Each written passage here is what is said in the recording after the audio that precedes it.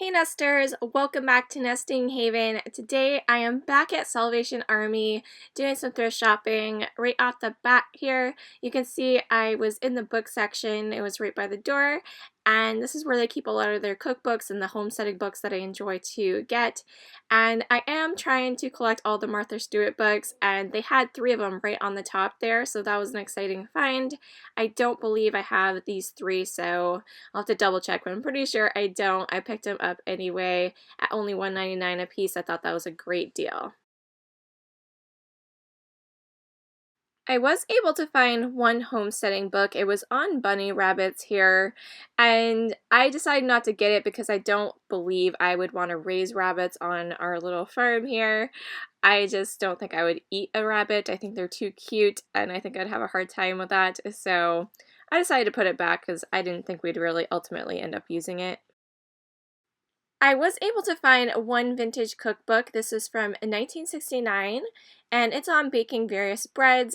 There was a few bookmarks inside, and I noticed one was on sourdough and making sourdough starter, which is something I've been super interested in for quite some time. I haven't yet tried it, but I'm looking forward to it, and now I have a recipe for it that's bookmarked and ready to go, so I have no excuses.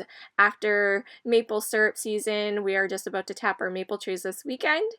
And once we get that and our syrup sap boiled into syrup, I'll probably try to do the sourdough bread. I'm really excited to try that.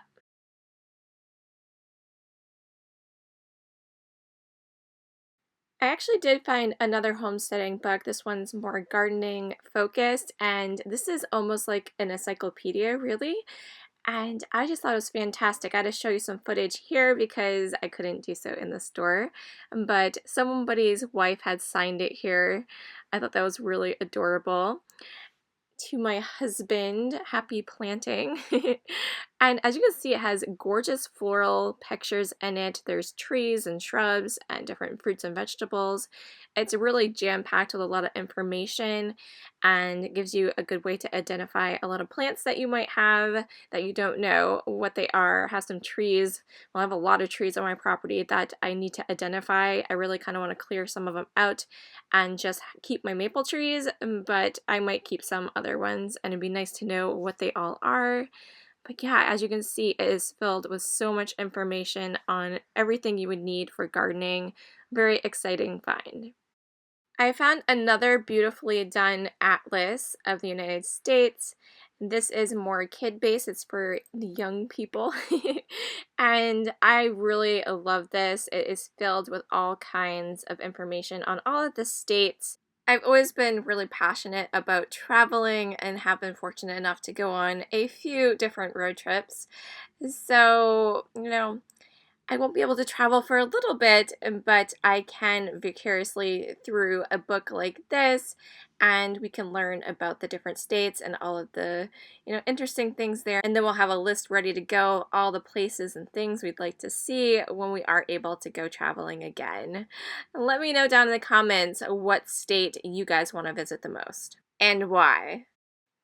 I can tell you something I don't want to do, and it's this right here.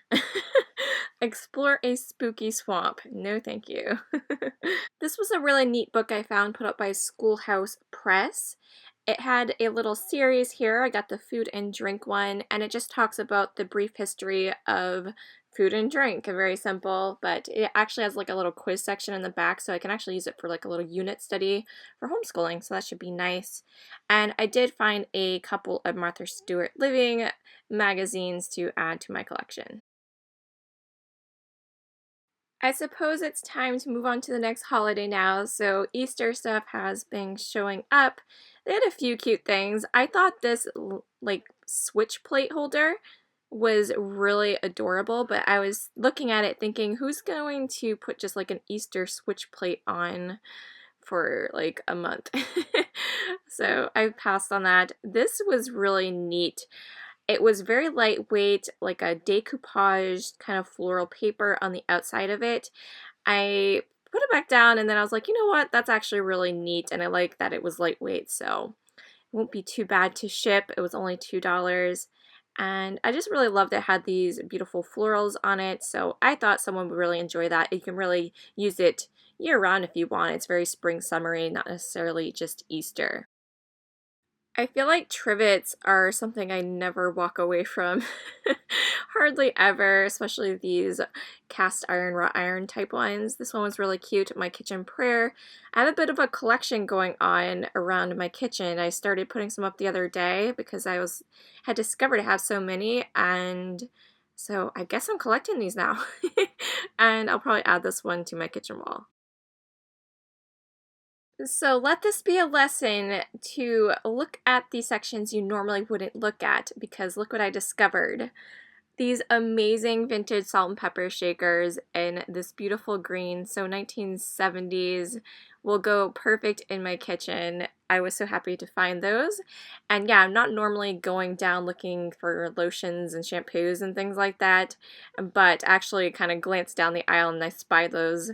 So maybe go down those aisles you don't normally go down. You never know what you'll find.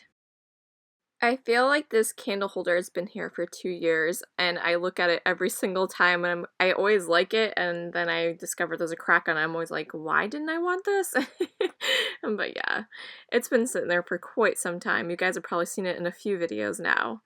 Look what I found on the bottom shelf. I couldn't believe it. I've never found a fruit chalkware. I collect these. I have them in my kitchen, but I've purchased them from YouTube live sales or a few on eBay because I just never see them, not in antique malls or anything.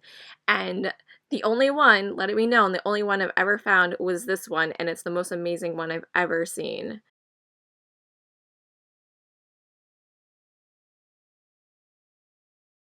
I like the looks of this pottery. It was signed on the bottom. Had a little bit of weight to it. I wasn't sure if it was just supposed to be a candlestick holder or if it was like a base of an oil lamp. The ring on the top made me think it might have had an attachment or was meant to be for something like that. So I wasn't quite sure about that. It had some interesting like divots in the top I didn't like either. We had this little vintage bird figure. I like the little mini ones like that, so I did end up picking that. This is a adorable little planter, and unfortunately it had a crack along the side of it. I think it also could have been used for like a sponge at your kitchen sink. I wish it didn't have a crack on it. I definitely would have picked it up. I always crack up when I see the bear and the blue-eyed goose together because someone had told me in the 80s you were either a blue-eyed goose person or a bear person. So it always makes me laugh a little bit because I'm like, oh, they actually put them together. So someone had to be both. So this shelf had some really cute items on it. Right off the bat, I found my favorite thing to collect. One of my favorite things to collect. It did have a little crack in the lid, but it didn't really bother me because I was keeping it for myself. I do like to collect these splatter painted pottery pieces from the 70s. I mostly have the planters, but I couldn't resist this piece. I thought it was great. I love the colors to it.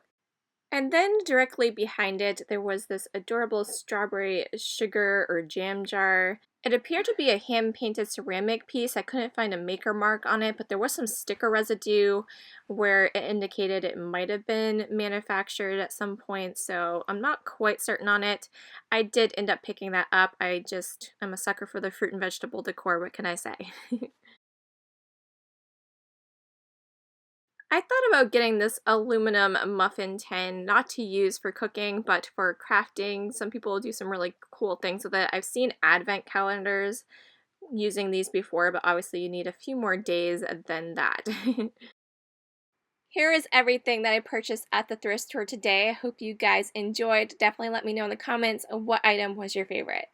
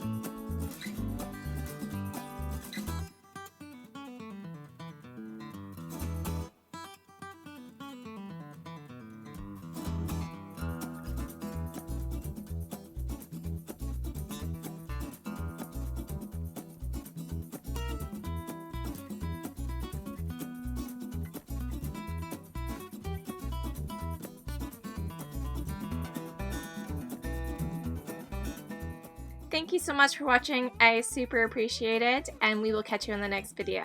Bye!